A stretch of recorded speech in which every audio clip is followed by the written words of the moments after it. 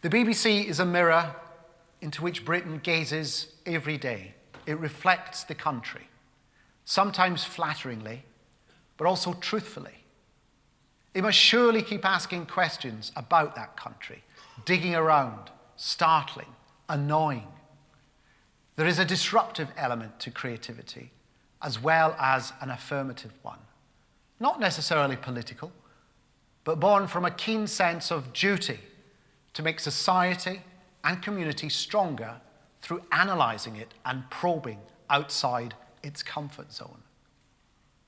Meantime, politicians should say openly what they believe. If they distrust the BBC, they should say it. If they just don't like it, they should say it. Not commission charts and experts to arrive at that conclusion for them, filleting information and statistics down to look like incontrovertible fact. To take one example, page 24 of the government's Charter Review document is taken up with a massive chart showing how the BBC has expanded from 2 channels in 1994 to 9 in 2014. I think it's meant to look chilling. What the graph doesn't show is how much every other broadcaster has expanded in that time. Nor does it mention that in 1994 there were 61 channels available in the UK, and that this has expanded by 2014 to 536. So you could say, if you like, that the BBC has gone from having 3.2% of the channels in 1994 down to 1.6% of them today. Conclusion, if you like, to get the best value for the licence payer, the BBC ought to have more channels. Now, I could stand here and keep batting back government statistics until the Chilcot report comes home. I could point out how they continually paint the BBC as a bloated monster, but don't show how it's dwarfed by its commercial rivals. They spend more on the rights to Premiership football alone than the corporation spends on all its content. But really, what's the point? Numbers will be pummeled into whatever conclusion needs reaching. Many of the arguments from the experts in Whitehall turn out to be fictions as imaginative as the ones we in the TV industry get prizes for, or as false as the people in leaflets issued by the Department of Work and Pensions. So let's stop playing games. Let's talk properly and honestly about what we value and want to preserve in the BBC. In the end, it comes down to our personal experience of the corporation as viewers and listeners. So here's one of mine. I mentioned at the start I was a bit of an astronomy geek. So, of course, I was disturbingly excited when the New Horizons satellite shot past Pluto a few weeks back. Discovery did a very good documentary days later, fast-paced, high-tech, lots of graphics and photos, entertaining. I just felt I was missing something, perhaps a little bit more uninterrupted time with the science. So, happily, there was the 1-hour Sky at Night special the next night. This show was passionate, but patient.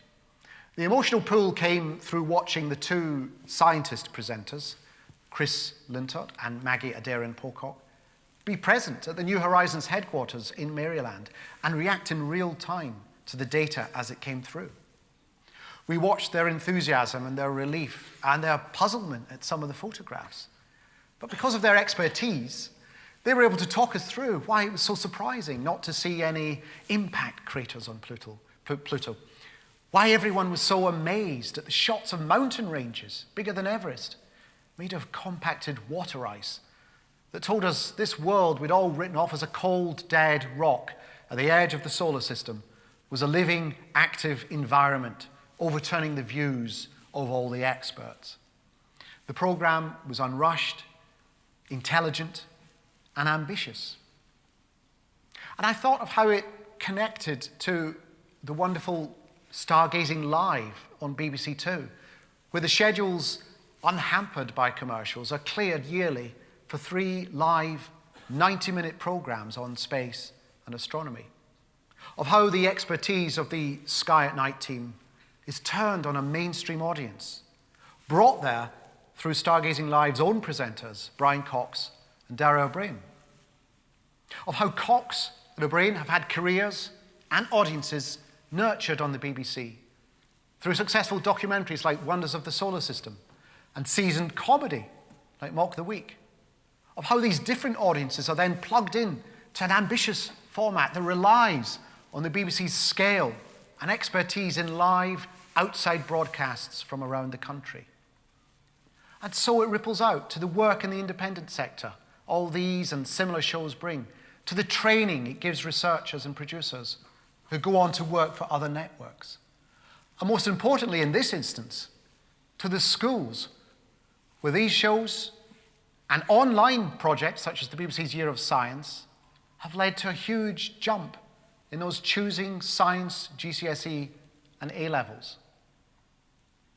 That, for me, is what the BBC is there for. Connecting highbrow and mainstream, knowledge and entertainment, connecting you with the world and this whole country to its culture. For all its faults, it's a pretty good alignment of the planets. Tampering with it is madness. The question shouldn't be, how do we cut it down to size? But why should we?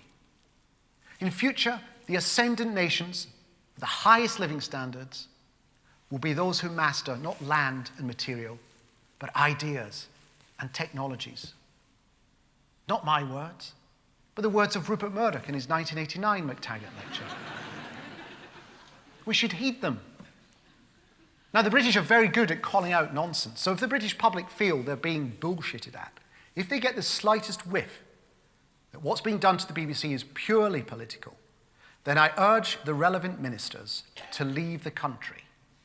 Get out now, for they really don't know what's about to hit their fan.